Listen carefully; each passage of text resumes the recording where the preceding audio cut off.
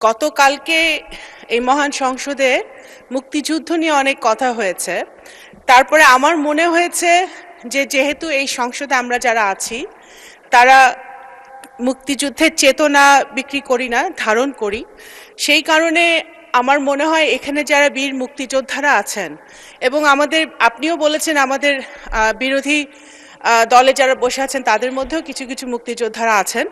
আপনারা তাদের নামের আগে আমাদের সবার নাম যখন বলা হয়, মুক্তিযোদ্ধাদের নাম, তাদের নামের আগে যদি বীর মুক্তিযোদ্ধাটা বলা হয় এবং তারপরে নামটা বলা হয়, তাহলে মনে হয় যারা ইয়াং জেনারেশন আছে, নতুন প্রজন্ম, তারাও জানতে পারে এবং মুক্তিযোদ্ধাদেরকেও একটা সম্মান দেওয়া হয়।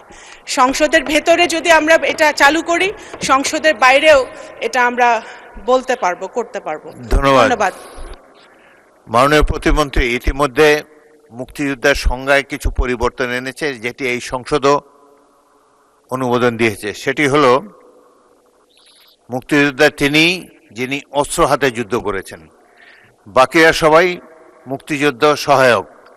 এই সংজ্ঞা পরিবর্তিত হয়ে গিয়েছে। এখানে কজন অস্ত্র হাতে যুদ্ধ করেছে আমার জানা নাই, তবে সাধারণত সংসদে আসন ভিত্তিক পরিচয় দিয়েই আমরা আলাপ করে থাকি। মুক্তিযোদ্ধা পরিচয় এখানে উচ্চ থাকে।